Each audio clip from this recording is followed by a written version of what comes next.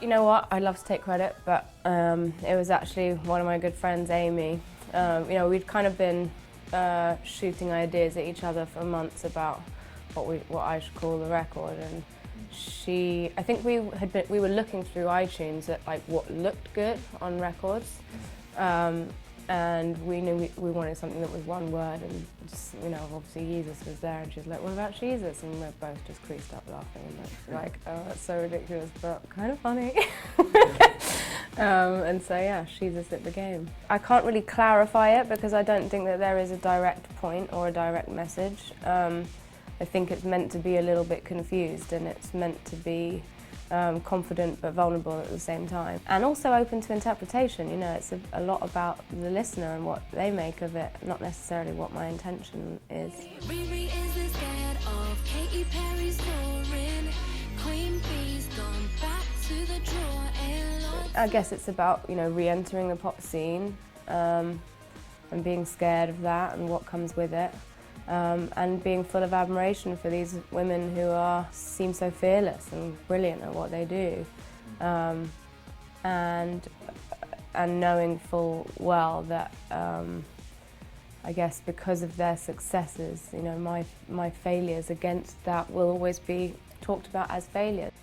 I don't really put myself into the female musician category, I just kind of like to exist in the world as a human being. So it's not something that I think about when I'm going about my business, but it's definitely, I'm aware that exists. I suppose maybe because I've been, I've been through 3 pregnancies and probably at my most sort of emotionally vulnerable over the past few years. Yeah, there was definitely a lot of fear associated with coming back into the scene, because you kind of do have to be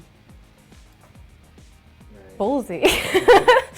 I hate having to use that word, but that's, it's about, yeah, you kind of have to put on an armour. What's going on in the magazines? It's the same damn thing in everyone. I don't give a fuck about the Delevingne. I read a girl about Jourdan Dunn. I saw her at the Met Gala, and I went up to her, and I'd actually, funny enough, the day before she had tweeted me about it, I'd seen Cara Delevingne.